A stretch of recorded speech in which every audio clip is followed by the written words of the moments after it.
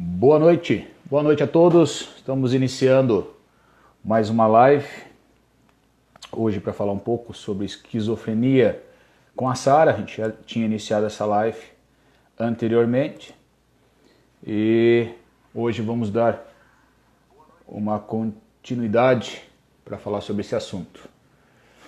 A Sara vai estar já conosco.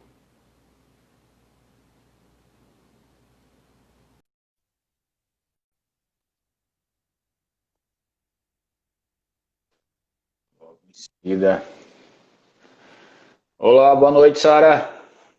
Oi, tudo bom, Marcos? Como é que está? Agora melhor.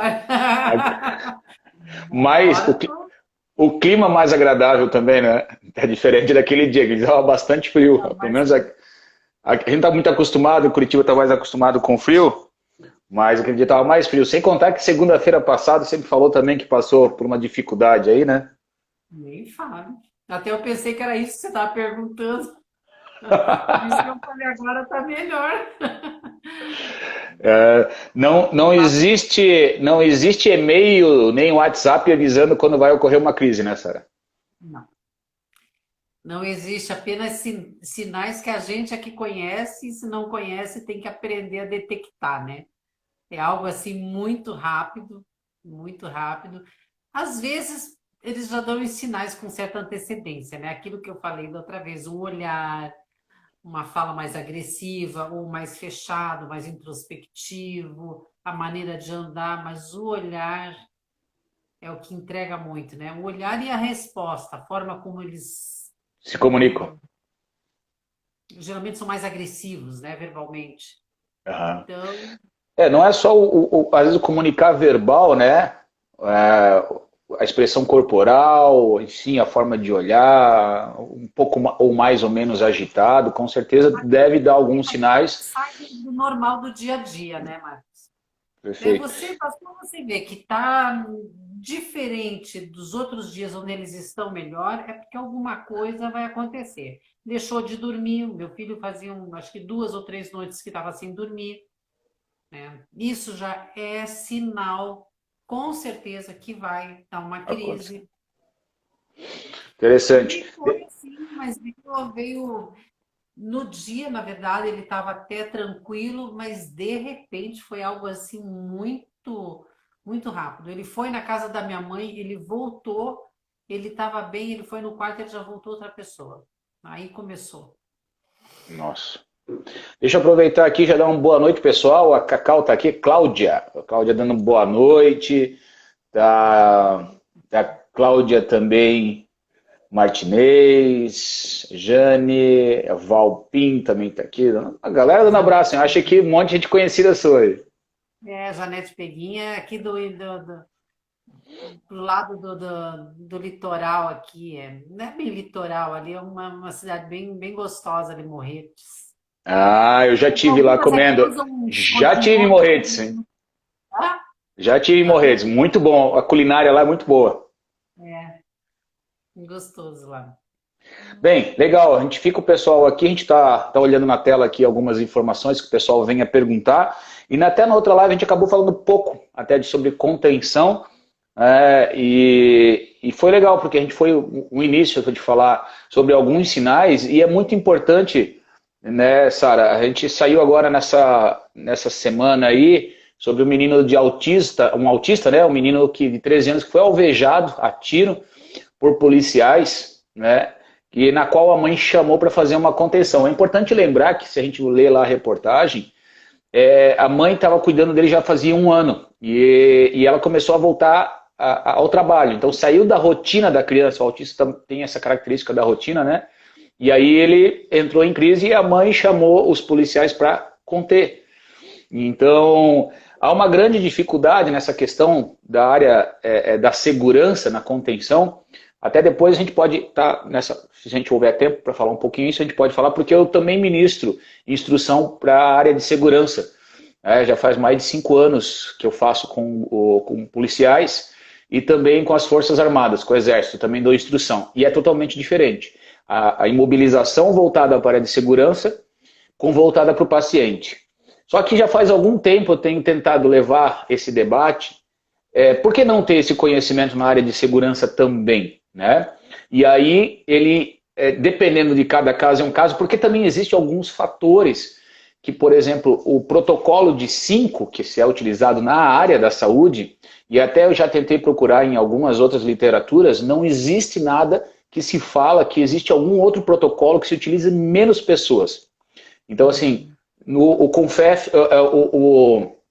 o Conselho Regional, o Federal, né, o Regional de Enfermagem, tanto de medicina, falam do protocolo de 5, e lá diz, né? Mas não é a realidade de ter 5 pessoas. A gente vê as questões dos socorristas, né? Bombeiros, SAMU, enfim. E existe uma outra realidade que são as famílias que às vezes precisam conter alguém do seu familiar. Então ainda é um assunto, né? Como se a gente falou da vez passada, de políticas públicas para falar sobre isso, para abordar sobre esse tema, viesse desenvolver alguns outros procedimentos. E até eu estava acessando uma reportagem, na semana passada passou sobre o Daniel Prudi, se não me engano, que é um negro que estava surtando no meio da rua, estava nevando nos Estados Unidos, acho que é um caso que foi um tempo atrás, e ele precisou ser contido, ele estava nu no meio da rua, os policiais conteram ele e colocaram um capuz em cima da cabeça. Até levaram a reportagem mais para o lado do racismo, porque ele era negro, né? Mas a ideia do capuz falaram porque era a questão do Covid. Então, assim, será que esse protocolo de botar o capuz em alguém algemado, e aí ele pedindo para tirar aquilo, e aí os policiais ainda abafaram a cabeça, o óbito dele veio uma semana depois, mas foi por asfixia. Asfixiaram o rosto dele no chão, o capuz. Então, será que o capuz era a melhor forma para evitar que ele cuspisse ou que ele jogasse a saliva, né, por medo do Covid? Então, às vezes, reavaliar certos protocolos, né, ou como é que foi... Uma boa desculpa que arranjaram, né? Pode ser, né? A gente não pode afirmar porque não estava lá, mas são coisas importantes, porque eu digo para você assim, ó, Sara, a questão da contenção de pacientes. Um exercício, hoje essa live eu vou focar um pouco mais sobre isso, porque é uma dúvida que muitas pessoas têm. Dentro do curso que a gente fala de contenção de paciente, um exercício que eu realizo assim, eu pego pessoas mais ou menos do mesma estatura, porte físico, uma deita no chão e uma fica no lado de joelhos. Aí eu falo assim, olha, a pessoa que está de joelhos tenta segurar a pessoa que está no chão. Não precisa fazer técnica, só segurar. Se quiser subir em cima, sentar, do jeito que quiser. Só não pode fazer nenhuma chave, torcer. E quem está embaixo, que vai tentar sair, não pode morder, não, né? Mas assim, só tentar sair. O pessoal vê o quanto é difícil uma pessoa segurar a outra no solo. Às vezes até um pouco maior. Então, imagina-se que por isso que até uma das reportagens que saiu desse menino autista, que a mãe falou, diz na reportagem que ela falou para os policiais que ele era uma criança autista e que estava em crise. Então é importantíssimo na ligação falar que é um filho que tem uma necessidade especial, que está assim, que está em crise, que não está armado. Por quê? Como os policiais são treinados para qualquer tipo de ocasiões, uma das coisas que às vezes as pessoas não conhecem é que tanto policiais, principalmente a área da saúde, em termos de bombeiros, eles falam em cena segura. A cena segura é assim, eu não vou arriscar mais uma vida, sendo que já tem uma vida em risco. Então eu vou, por exemplo, se tem um fio de alta tensão no chão, eu não saio correndo para socorrer quem está ali, por exemplo, que levou um choque elétrico. Então eu sempre falo em cena segura. Então a pessoa analisa... dá para desligar o cabo elétrico? Não dá. Dá para pegar um pedaço de madeira e afastar esse cabo para daí realizar o atendimento? Porque é melhor uma vítima do que 2 vítimas ou 3 vítimas. Então, o procedimento é esse. Então, quando eles veem que tem algo que põe a vida deles em risco, o procedimento vamos calmamente abordá-lo, né, assegurando a integridade de todos. Então, quando ocorre, por exemplo, o policial ou agente de segurança, eles têm um protocolo que é o uso progressivo, o uso diferencial da força, que primeiro é a presença policial. Então, alguém, em sã consciência, quando vê um policial, meio que respeita assim, a postura do policial. Quando isso não chega a uma determinada situação, o policial dá um manejo verbal, dá o comando dele, faça isso, deita-se no chão, faça aquilo. E aí começa a grande dificuldade. O paciente surto, às vezes, ou, dependendo se ele é um autista, por exemplo, severo, ele, um grau alto, ele às vezes não se comunica. Né? E esse não se comunicar pode transparecer para o agente de segurança que ele está desobedecendo a ordem dele. E aí ele aí desacato. Então, assim, precisa de treinamento para os agentes de segurança e a forma de como abordar, porque assim, ó, eles precisam ser, o treinamento deles efetivos e rápidos. Então, às vezes, como eles transpõem o indivíduo, o cidadão, a pessoa da posição em pé para a posição de solo, é uma forma rápida, mas nem sempre a melhor maneira. Já o paciente, eu paro para pensar dessa forma. Ninguém na sociedade treina uma arte marcial que saiba fazer uma queda. Então, quem vai derrubar, tem que derrubar, ou quem vai levar ao solo, ou quem vai conduzir ao solo, tem que conduzir da melhor forma possível, parando para pensar que essa pessoa pode se machucar. Então, esses cuidados é importante que precisa ser trabalhados dentro da contenção, seja ela de pacientes ou seja ela, né, para agentes de segurança.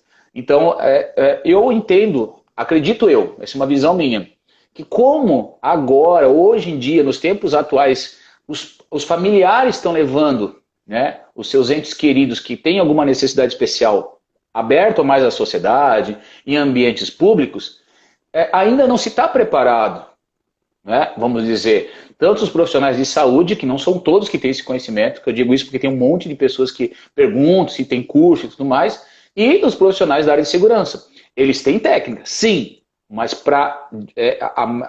vamos dizer assim, ela é mais direcionada para quem transgride a lei e a ordem. Alguém que entende o que eu estou falando. Então, assim, roubou, matou, assaltou, cumpriu um delito e tal, ele dá o comando. Por isso que às vezes tem alguma dificuldade quando o cara está em surto por dependência química, que ele não sente dor e às vezes o cara está alucinando.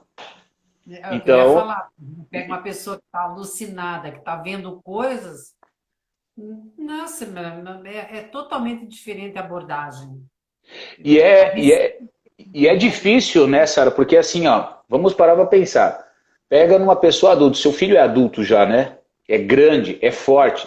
Então, assim, quando a gente para pensar, eu digo isso porque, assim, uma das diferenças do treinamento que eu gosto de fazer é assim, tentar colocar o mais próximo do real possível com segurança. Então a gente vai progredindo. Então assim, a gente faz uma contenção sem a pessoa reagir. Fica parada lá. Aí todo mundo vai à contenção. Repete. A gente realizar, vamos dizer, o conhecimento mecânico do processo. Ok, entendi. Agora o paciente, ele não colabora. Ele só não é agressivo. Mas ele não vai deixar ser contido, aumenta o grau de dificuldade. E aí, se as pessoas quiserem chegar num grau maior no treinamento, a gente fala assim, é o seguinte, agora, eu até coloco um capacete assim de defesa pessoal, eu falei, quem tiver de capacete, a gente reveza o papel de quem é o paciente. Então as próprias pessoas fazem papel de paciente. Você pode dar um tapa onde tem o capacete, que protege a cabeça, para a pessoa sentir na prática o que é passar por isso. Porque uma coisa é ver de fora. A outra coisa é estar ali na hora H. Porque também tem uma coisa, né, Marcos? Uma é você simular que você está em surto. A Perfeito. outra é você em surto, é uma coisa assim, é uma força animal que vem da pessoa, né? Sim, sem sombra de dúvida. E se as pessoas já têm dificuldade na simulação, eu falo assim, gente, a vida real é mais difícil, porque a adrenalina está a mil, a pessoa está nervosa, dependendo, o risco é maior. Então, assim, para a gente ter uma habilidade, eu digo isso, por exemplo, assim, como profissional de educação física. Quando uma criancinha nasce, a gente vê que a mão dela, quando quer trazer uma comida, a colher vem na testa, a colher vem no cabelo, né? A cara da criança fica cheio de... Assim, a mãe se diverte tirando fotografia. Por quê? Porque não existe coordenação motora para trazer esse braço aqui. Mas de tanto a gente vivenciar isso até a fase adulta, a gente põe qualquer coisa, de qualquer lugar, na boca com uma facilidade, que é a coordenação motora. Então tudo na vida, para que seja feito com uma certa habilidade, é repetição. Então mesmo profissionais da saúde, da segurança que fazem um curso, precisam estar praticando, gente. Senão, não tem como chegar na hora H, como é que é aquilo, como é que faz aquilo? Não tem como, gente. É muito difícil. Então precisa, é claro, estar trabalhando isso e estar treinando. Eu não digo que é uma questão fácil. Então, por isso que falo, o protocolo é 5 pessoas, né? Até eu estou vendo o comentário aqui, meu filho em surto, foram 6 homens para contê-lo. E é bem isso mesmo. E às vezes 5, 6 e olhe lá para segurar, porque é difícil. Então, eu preciso entender que se existe esse grau de dificuldade, eu falo assim, eu não posso deixar a chegar a uma situação como essa para daí pensar neste assunto. Por mais que a gente fale que a contenção física seja a última opção a ser feita. Então, aquilo que você falou de observar, né, os detalhes do dia a dia, que você já viu uma certa diferença no seu filho, foi um fator, acredito eu, primordial para você conseguir levá-lo até o hospital, por mais que ele já tinha começado a surtar. Eu não sei como é que estava o grau dele, mas com certeza foi muito difícil.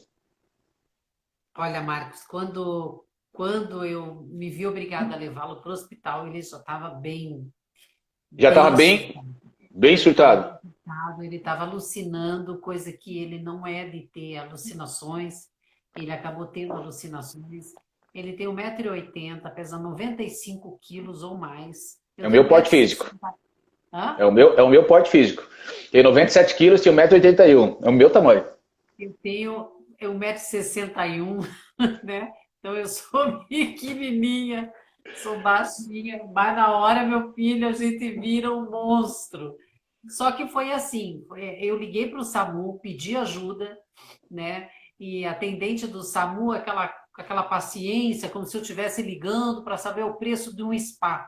E ela ouvia que ele estava gritando do meu lado. Dava para ouvir muito bem que ele estava em surto. E eu falava, pelo amor de Deus, manda uma ambulância agora. Enquanto eu vou falando com você, mas manda a ambulância agora, porque Marcos, ele nunca foi agressivo comigo, mas a gente nunca sabe quando pode ser. A gente nunca sabe quando eles podem mudar a conduta, assim, de repente. Então, e não só comigo, com ele mesmo. Ele tem ideação suicida. Por que que eu vou ficar, né? E eu falava tudo isso para ela. Daí ela me deixou numa espera. Aí ela me passou para o médico foi até muito solícito comigo, mas quando nós começamos a conversar, que eu falei, ele tem esquizofrenia paranoide, ele está em surto, ele pegou o telefone da minha mão, sabe? Ele pegou o telefone e ele falou assim, você não está vendo, seu vagabundo? Aí veio o verbo todo, o vocabulário de palavrões que você possa imaginar. Ele falava, você não vê que eu estou em surto, eu sou esquizofrênico paranoico, que eu não sei. Mas aí ele xingou, mas ele urrava. E o médico falou assim para ele, eu não vou falar com você assim. Me desligou na cara dele. Aí piorou, né? Um cara que trabalha no SAMU, que é médico do SAMU, vê que está tendo uma emergência psiquiátrica, porque eu falei que ele tinha esquizofrenia. Se eu dissesse assim, não, eu não sei o que ele tem, ele está gritando, tudo bem. Poderia falar, é um mal educado, né? Você Uhum. atende fora e é mal educado. Não, eu falei, não, ele tem esquizofrenia paranoide, ele está entrando em surto. E eu estou sozinha com ele, né? E pegou e desligou. Aí ele ficou pior ainda, sabe? E além disso, ele estava achando que ele ia morrer. Então ele caiu e ele gritava e ele começou a faltar o ar e ao mesmo tempo ele gritava, daí ele alucinava. E como alguns medicamentos acabam afetando, né, o coração, a gente sabe que eles têm muito problema, às vezes, de cardiopatia e tal. Eu pensei, meu Deus, e se estiver dando um negócio nesse guri no coração dele? Não sei. Ao mesmo tempo que era surto, estava alucinado, podia estar infartando, não sabia. E ele gritava muito, né? E a força que eu fiz para levantar e para segurar e para pôr no carro, ainda para ter a sorte, ainda errei o caminho porque eu estava tão nervosa que eu não sabia para qual hospital levar, porque o hospital geral não tem atendimento psiquiátrico, não tem emergência Certo. psiquiátrica no hospital geral, Uhum. é só hospital Uhum. psiquiátrico mesmo, né? Mas como o hospital psiquiátrico era um pouco distante da minha casa e eu ainda teria que passar por uma favela, eu não quis arriscar. Então eu pensei, vou levar num hospital geral e seja o que Deus quiser. Lá, se tiver que surtar, surto eu junto. E aí são dois surtados, eles vão ter que atender, né? Alguém tem que fazer algo. Eu pensei, não, eu vou ter que levar para o lugar mais próximo da minha casa. Mas ainda errei o caminho. Ele gritava mais ainda, porque ele achava que eu estava indo levar ele para algum lugar que ia matar ele. Enfim, cheguei lá no hospital, Eu falei para eles, deixe que eu entre junto, porque ele tá muito persecutório com terceiros. Ele não está comigo, mas ele está com outras pessoas. Não fiquem sozinhos com ele. E foi a mesma coisa que não falar nada. Mandaram ele lá para dentro. Marcos, não deu questão de 3 segundos. Parecia que esse guri estava botando o hospital abaixo. Você escutava da rua os berros que ele dava. Me apareceu um de lá na hora, falou, entra aqui, por favor. Eu avisei. A sorte é que ele não quebrou nada. Mas eles estavam assim... Não, ninguém segurou ele. Ninguém segurou, porque eu acho que estavam até com medo de segurar ele. Né? Mas tinham mais ou menos 7 a 8 pessoas. Mas não davam conta dele assim, não. Aí, quando eu cheguei, a moça... Eu falei, posso ficar perto dele? Ela falou, pode. Aí eu sentei nas pernas dele, né?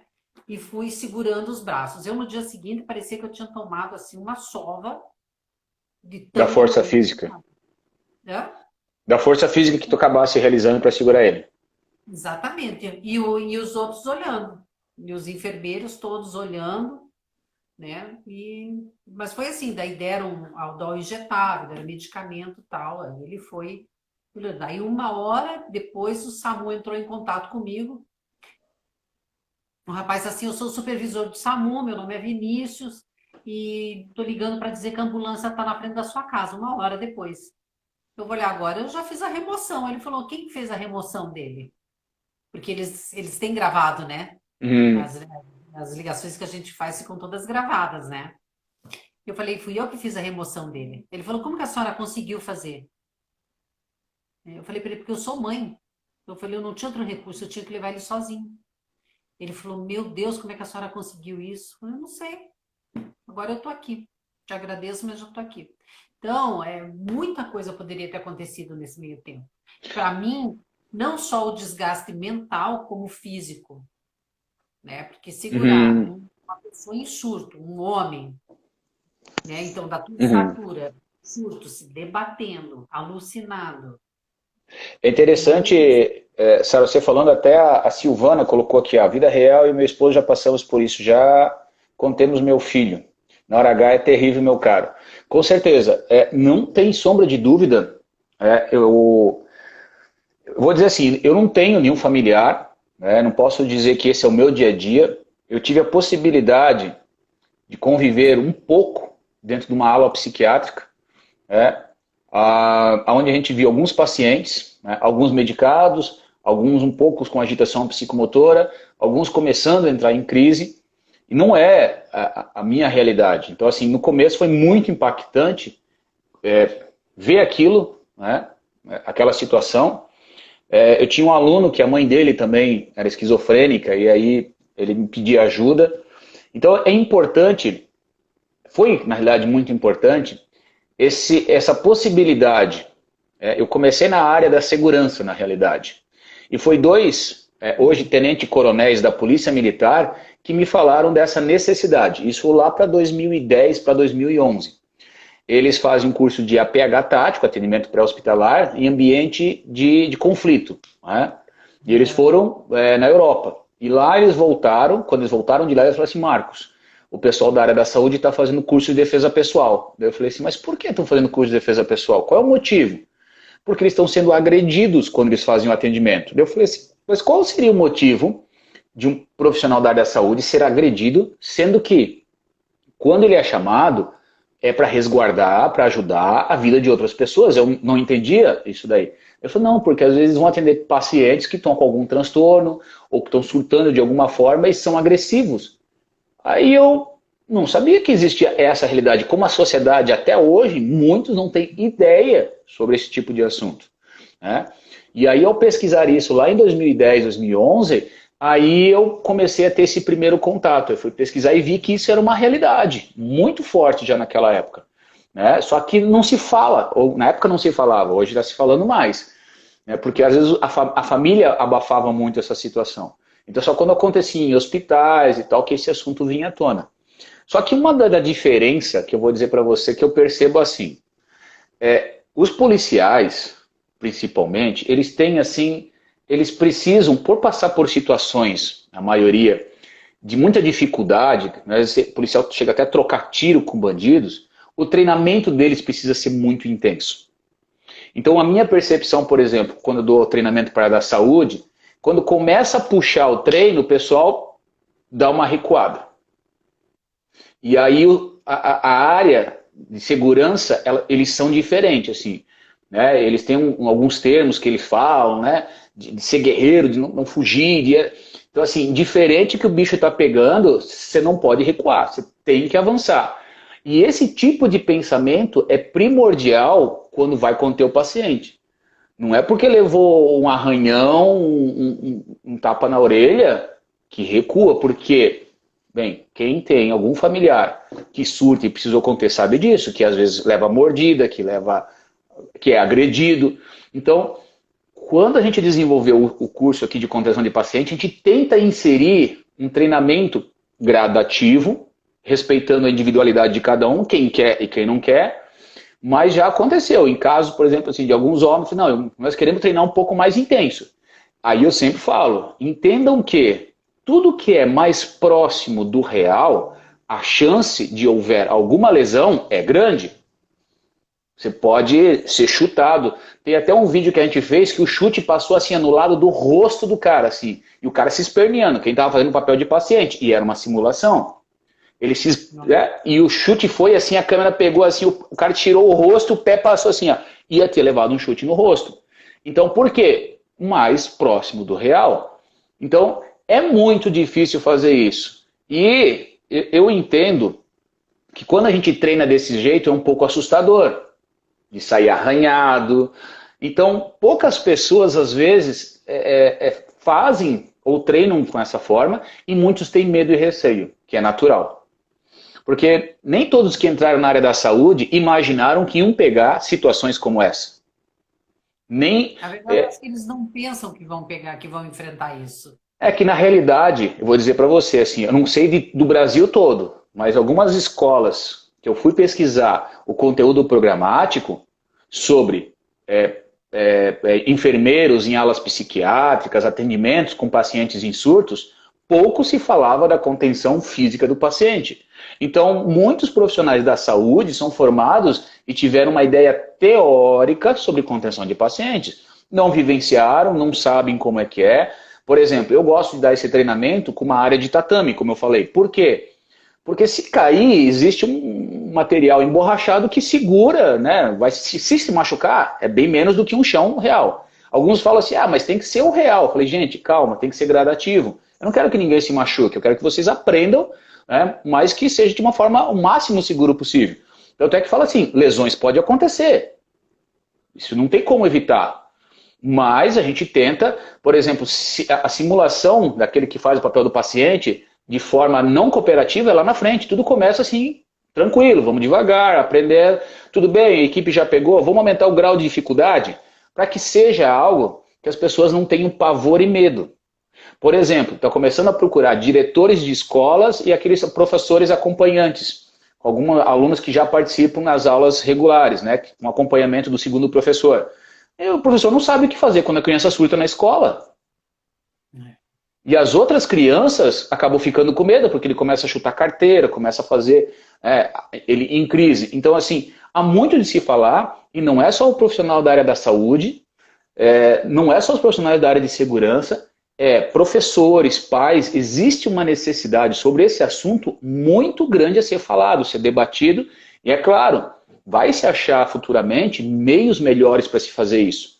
Como eu falei, eu acho que da outra vez, quando aconteceu, ainda quando nós estávamos montando o curso, um dos pacientes conseguiu quebrar o vidro aramado do hospital. Então, assim, os vidros não é vidro comum, para eles não se machucarem.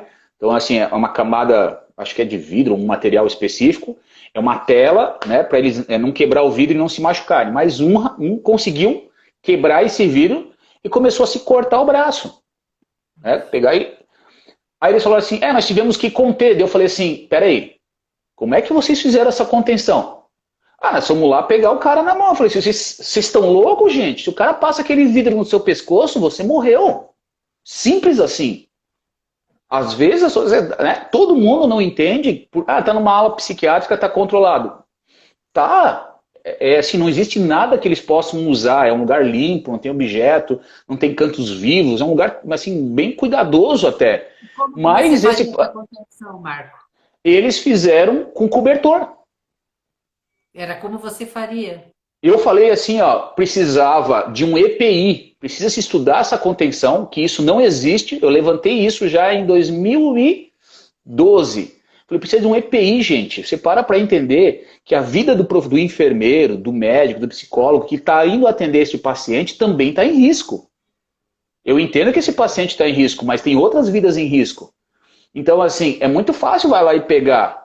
Quero ver quem é que tem coragem. É como às vezes algumas pessoas falam assim de um policial que, porque ele fez isso, fez aquilo. Eu falei assim, faz o seguinte, então, pega a arma dele, se o problema é seu, vai você e resolve. Porque no momento de adrenalina, às vezes é o que a pessoa sabe fazer. Claro que precisa de mais treinamentos, precisa. Mas é muito fácil julgar. Difícil é se colocar no papel. Então, como eu, às vezes, estou junto com eles no treinamento, eu sei que é uma lesão. Eu já tenho cirurgia de ombro, tenho cirurgia de joelho, tenho lesões de fraturas inúmeras dentro das artes marciais e de treinamentos. Porque acontece. Agora, assim, quem nunca fez uma cirurgia de ligamento, eu já rompi 3 estruturas de ligamento de ombro, cruzado de joelho. Quem nunca fez isso não sabe o quanto que é ficar 6, 8 meses reabilitado para se reabilitar e voltar ao normal. Então, assim, nem todos têm coragem de fazer isso. É fácil falar. Quem passa dificuldade como você sente essa dificuldade. Então, assim, eu acredito que não vai ser todos os profissionais que vão, vamos dizer assim, querer trabalhar com isso. E aí tem que Como eu te respeitar. falei, é 5% dos profissionais do SAMU que aceitam trabalhar com emergência psiquiátrica. A maioria não quer. Justamente por enfrentar isso, é aquela coisa, você chama o SAMU, só se a guarda municipal for junto, se a PM for junto, se o corpo de bombeiro for junto. É muito difícil, é difícil mesmo. Outra E assim, coisa, eu pode já, falar. uma vez, quando o SAMU veio atender meu filho, vieram 2 enfermeiros. É porque ele estava tranquilo. Na hora que eu chamei o SAMU, ele estava em surto bem grave. Quando o SAMU chegou, foi o primeiro surto dele, na verdade, foi quando ainda nem sabia que ele tinha esquizofrenia. Então, ele foi para o SAMU, para a ambulância, ele foi tranquilamente, porque ele achou que ele ia no hospital tirar o chip, que tinha um colocado no cérebro dele. Então, ele foi voluntariamente. Caso contrário, 2 não dariam conta dele. Porque é muito difícil o SAMU mandar 4, 5. Porque quando ele ficou internado a última vez, Marcos, ele deu um soco num rapaz no hospital, ele pegou aqui aquele soco por baixo, ele levantou o rapaz a meio metro. Os pés do garoto ficaram meio metro, com um soco só que ele deu. Tinha um policial do lado que estava internado, ele falou para mim depois, ele falou, eu nunca, como policial, eu nunca vi isso na minha vida. O soco que ele deu, ele levantou o rapaz assim no ar, que as pernas dele ficaram meio metro no ar. Aí veio um outro segurar ele e quebrou o dedo do outro. Mas estava tudo lá dentro do hospital. Uhum. Então, É, é bem é, complicado. é interessante, por exemplo, assim, ó, eu digo isso, eu fiquei analisando algum tempo sobre o que era a característica, né, que poderia ser extraído de positivo num treinamento de uma abordagem voltada aos profissionais da área de segurança e da área da saúde. Então, por exemplo, o profissional da área da segurança, ele tem um conceito que ele aprende, porque ele está lidando às vezes com quem infringe a lei, que é a questão do que põe em risco a vida dele. Vou te explicar um pouco melhor isso daí.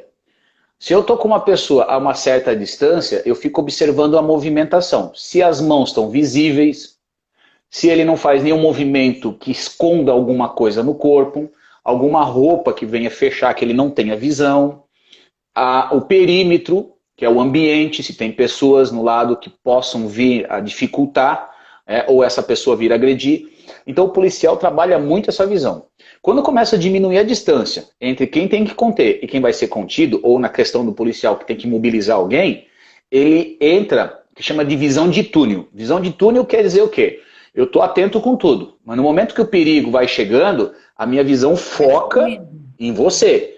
E aí, assim, a luta é como se fosse uma ideia de luta. Eu tenho que segurar você e, vamos dizer assim, controlar aquela situação.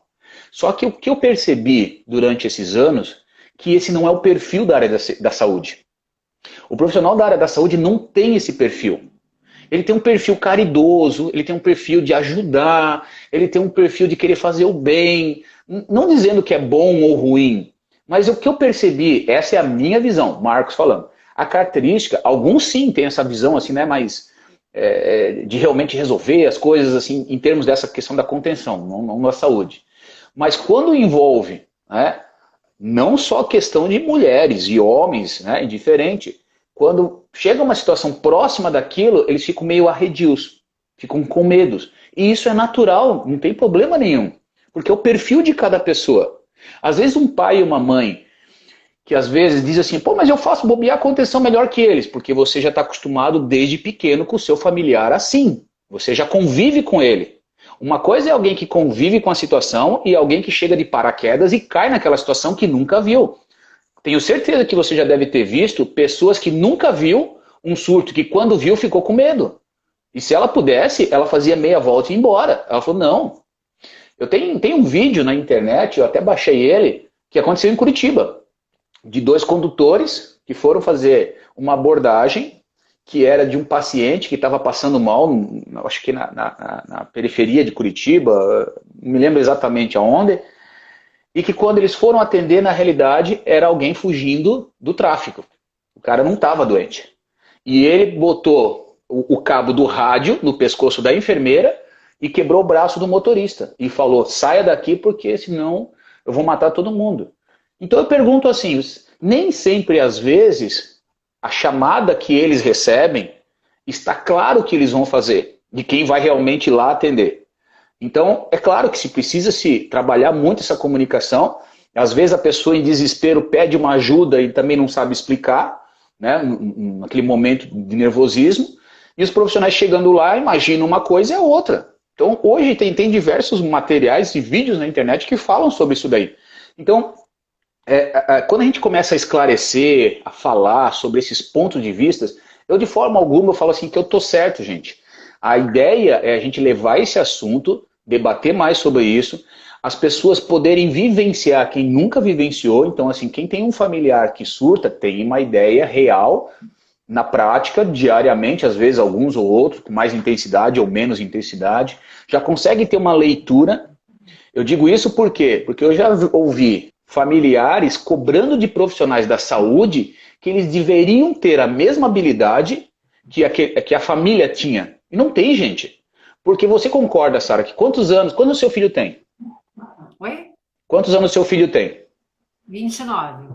Você tem 29 anos de experiência com um ser humano que pequenininho ele não tinha isso, mas foi evoluindo. Mas no mínimo você deve ter 15 anos de experiência com a leitura do dia a dia dele.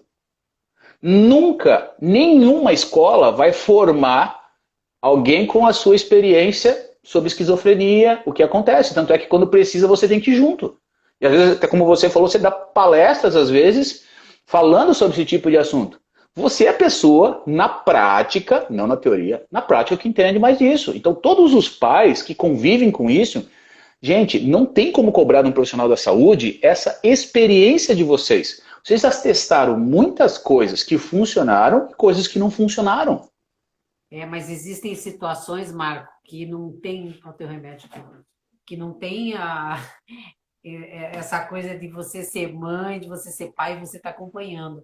Porque o Kainan, contudo, ele não é, como eu te falei, ele não é agressivo fisicamente comigo. Pode comer. Mas existem casos. Pode. Existem casos em que as mães ficam realmente acuadas, porque a maioria são as mães que ficam sozinhas. Tem pai que debanda, larga a família, some, e quem fica com a batata quente na mão é a mãe. É a mãe, é uma irmã, é uma filha, mas geralmente é a mãe que fica com a batata quente na mão. Então, existem casos em que, até mesmo ele, agora, ele estava aqui, aquilo que eu te falei, você não sabe quando de uma hora para outra eles não vão ficar agressivos. Hoje tá na paz, até mesmo em surto, não, de não me machucar. Mas você nunca sabe se de repente olhando para mim, não pode ter uma alucinação, aquele delírio persecutório de que eu estou tentando fazer alguma coisa contra, tentando machucar, tentando prejudicar, né? Então Aham. não é ele, né?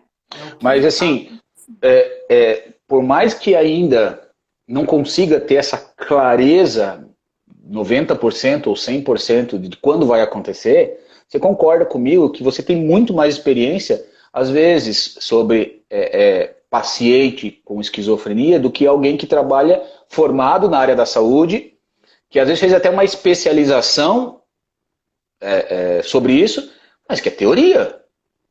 é. A maior parte é teoria.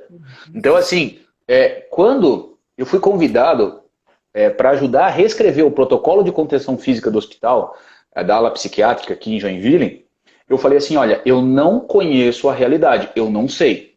Eu falei assim, você pode nos ajudar? Eu falei assim, ó, eu vou ver até onde eu posso ajudar, quando começou tudo isso. Porque eu não tinha a mínima ideia. Aí eu falei assim, tá, o que vocês querem? Que eu ajude a reescrever o protocolo. Tá, qual é o protocolo? Ah, o protocolo fala que tem 5 pessoas para conter. Ok, como é que vocês fazem? Deixa eu entender. Ah, a gente faz assim. Quando eles começaram a mostrar, aí como professor de educação física e professor de arte marcial, já trabalho com arte marcial há 25 anos, eu comecei a ver, ó, isso é possível de lesão. Isso trabalha o músculo tal. Aqui sobrecarrega a articulação tal. Então, como profissional da área da saúde, né, a educação física é considerado, mas não dentro especificando tratamento médico, e por conhecimento de arte marcial, essa leitura foi fazendo. Daí eles falaram assim, olha, a técnica, ela não pode ter chaves, imobilizações, estrangulamentos, e nem fazer o paciente sentir dor. Aí eu falei assim, tá, mas vocês quer que segure uma pessoa... Na época eu falei isso. Como é que vocês querem que a gente segure alguém? Porque nas artes marciais você faz uma chave, aí quando o cara tá no limite ele bate. É assim que funciona. Só que eles falaram assim, o paciente está em surto, ele não vai bater, nem vai falar que está doendo, ele vai continuar berrando, vai se esperneando. Aí eu comecei a Vai pensar, continuar batendo, aí eu comecei a pensar assim, faz sentido. Você não pode estrangular porque você pode matar o cara. Faz sentido. Daí eu falei assim, tá, mas e daí? Daí eles falaram assim, não, e daí nós perguntamos para você, e daí? Daí eu falei, e daí? Que eu também não sei. Na época eu falei assim, eu não sei. Por quê? Porque eu estava acostumado dentro de uma realidade. Até mesmo na área policial, o cara tá gemendo lá. Pô, quando alguém tá gemendo, é porque tá sentindo alguma coisa. Daí você toma cuidado que dali em diante pode machucar. Então, se trabalha a questão do algemamento. Algemar. Então você tem que saber usar algema. Põe a pessoa em decúbito ventral, barriga para baixo, para algemar o braço nas costas. E mas certos pacientes, quando põem decúbito ventral, piora o quadro dele se fizer isso. Eu falei assim, eu entendo, mas como é que vocês fazem com pessoas grandes? Às vezes a gente faz isso, porque não tem como fazer. Porque se deixar a pessoa de barriga para cima, em decúbito dorsal, a possibilidade de agressão é maior, porque ele pode chutar e dar soco. Por isso que as imobilizações, geralmente, quando se faz na área de segurança, é feito de barriga para baixo, para que a pessoa esperneie ou oferte o mínimo de agressão possível. Então é assim que se é feito. Então são realidades diferentes. Então, por exemplo, se eu tenho 5 pessoas para conter, é uma realidade. Agora, se chega aí 2 pessoas ou 3 pessoas para conter, uma pessoa de 1,81 m, você concorda comigo que, como eu falei, o protocolo de 5 é feito para 5 pessoas. Quando a realidade, num plantão, não é 5, é 3, ou alguém no SAMU chega com 2, muda totalmente o cenário. Então Marta, você sabe uma foi essas dificuldades que a gente encontrou. Eu falei assim, eu preciso 6 meses no mínimo para estudar isso. E a gente foi conversando até chegar a uma ideia. E eu venho melhorando cada vez mais a técnica, cada vez mais vem se estudando, porque não é uma coisa assim que é fácil de encontrar. Né? E às vezes eu fico exercitando, eu pego meus alunos aqui e falo, tenta sair disso daqui. E é claro, é uma simulação, não é o real. E é difícil.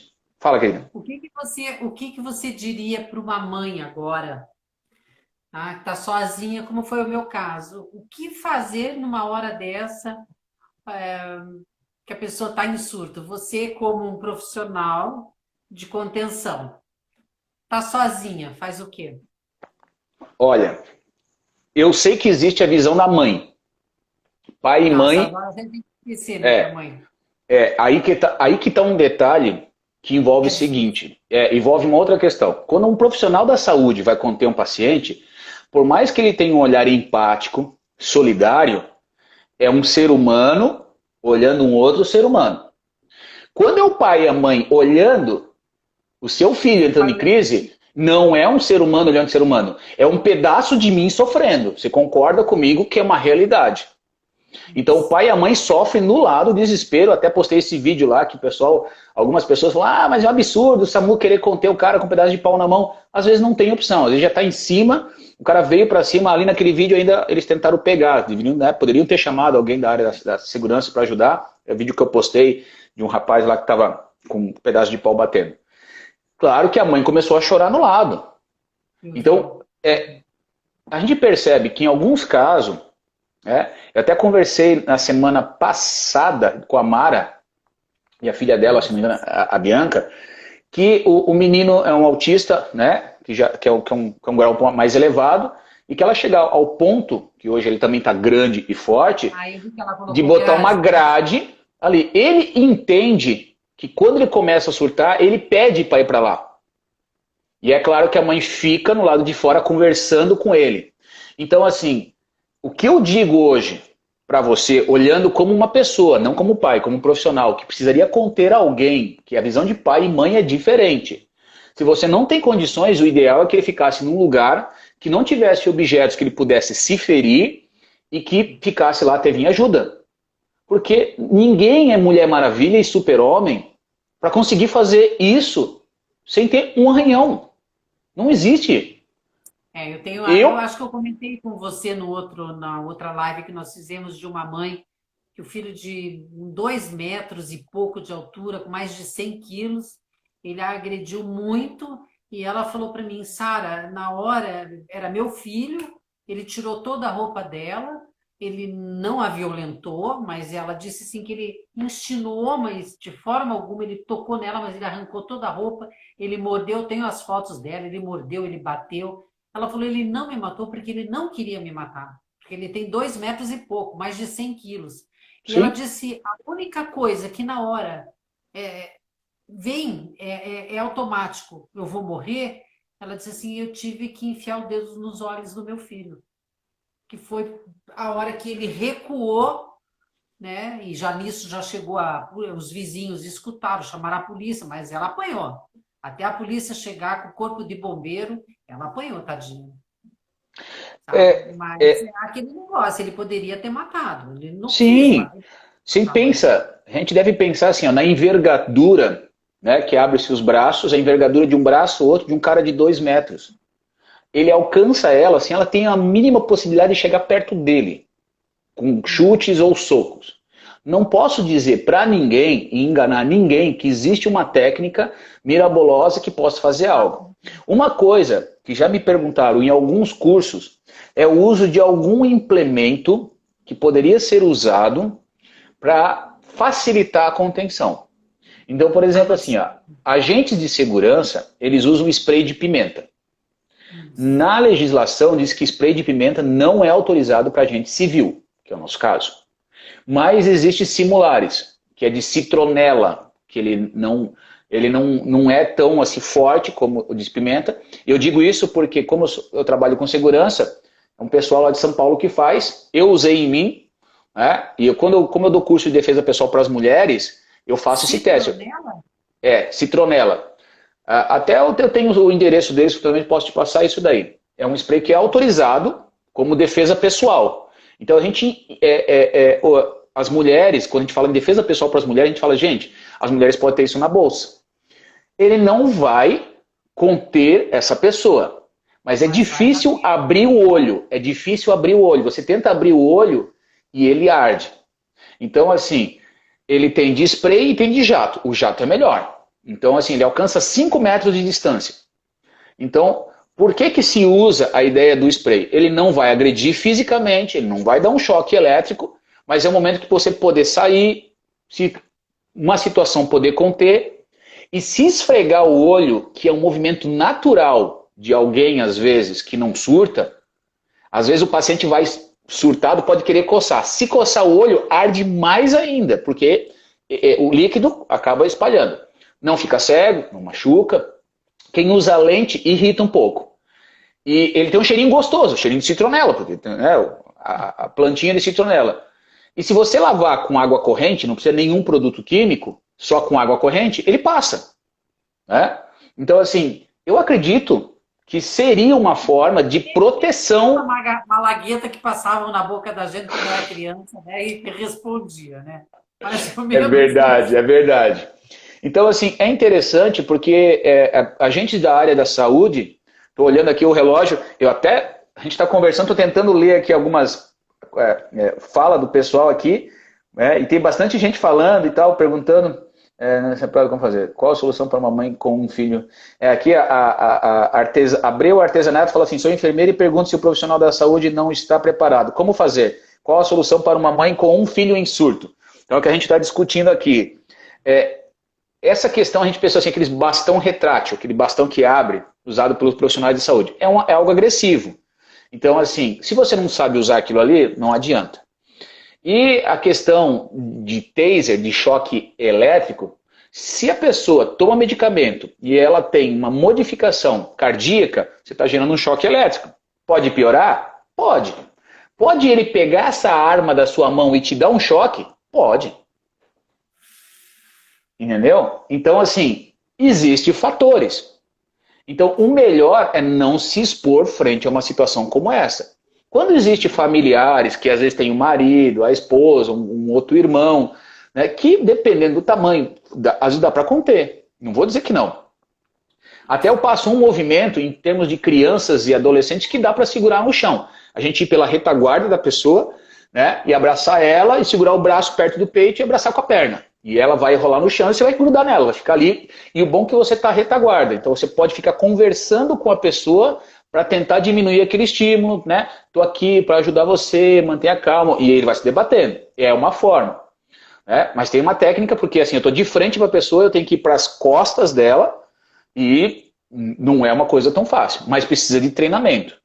Não é um treinamento absurdo, mas é preciso saber como fazer isso daí.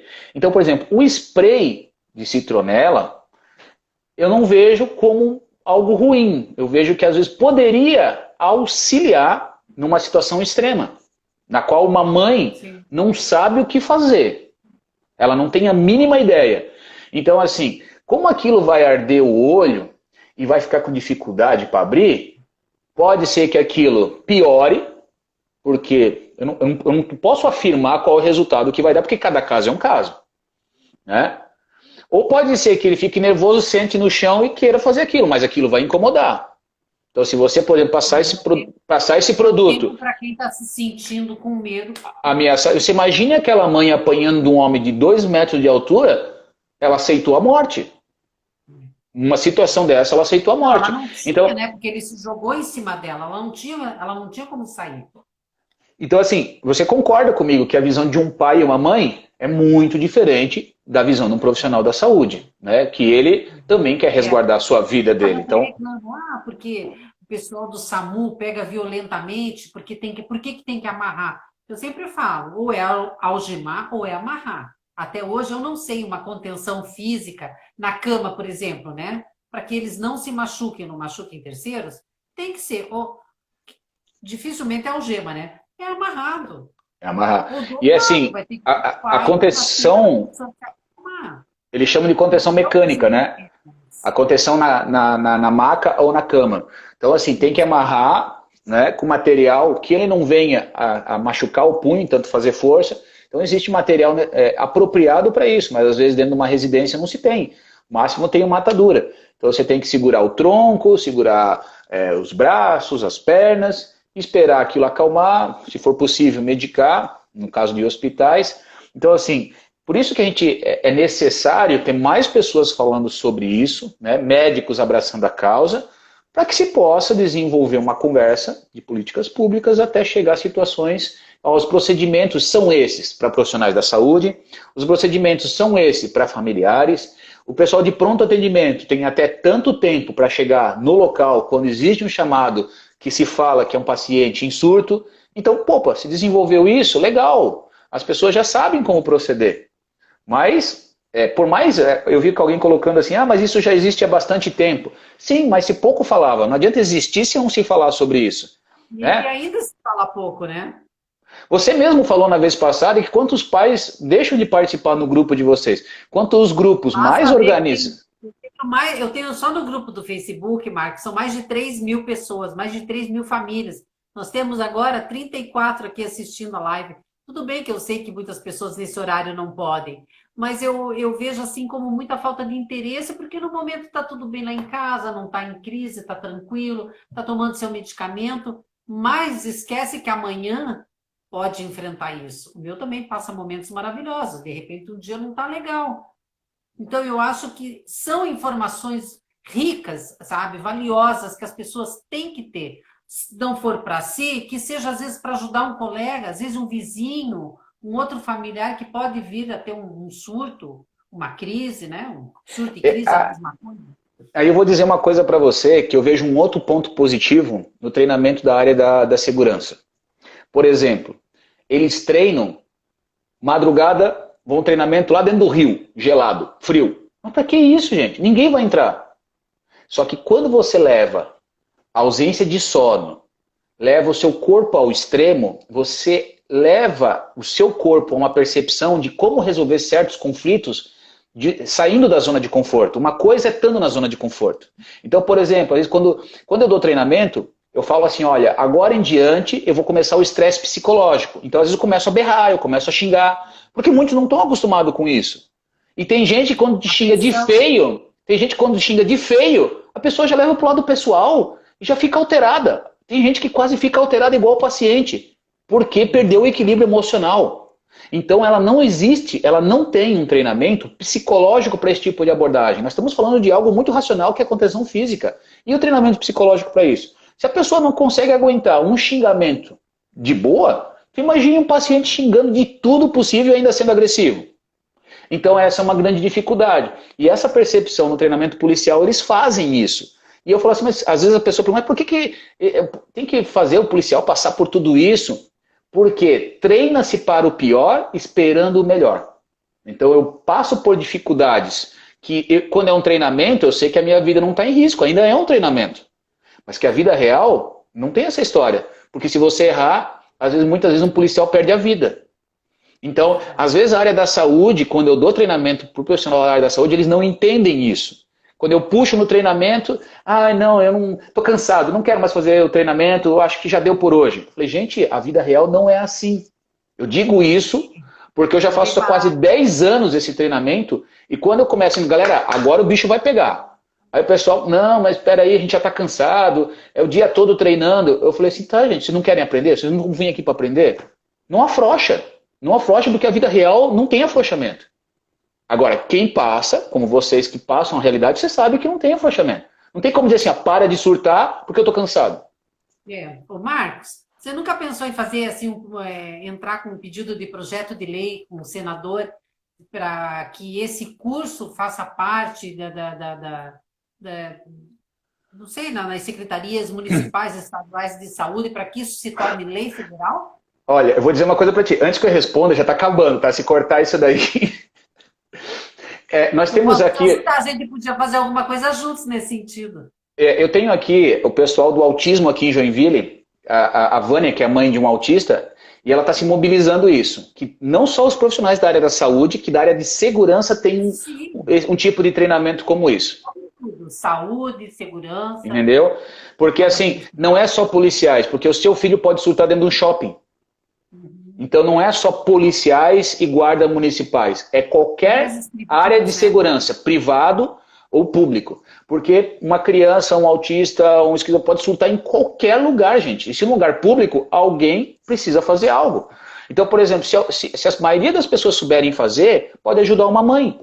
Agora, se não souberem, capaz de agredir ainda o seu filho, porque achar que ele é um mal educado e está agredindo a mãe. Um vagabundo mesmo. Pois é. Sara, eu acho que a gente vai ter que terminar, que já vai acabar o tempo. Tá bom. Foi muito legal o bate-papo, falar sobre isso. O pessoal, agradeço imensamente. Pareceu aqui 27 segundos, está encerrando o tempo. Eu vou tentar dar uma lida nisso aqui, vou escrever um texto, tá? E vou dar uma postada. Tá? Pessoal, muito obrigado por todos, pela participação. Sara, deixa para você finalizar aí a fala. Eu que agradeço a você pela oportunidade e que tenham mais lives aí pela frente. Vamos lá. Abração a todos, muito obrigado, fique com Deus. Tchau, tchau. Tchau, tchau.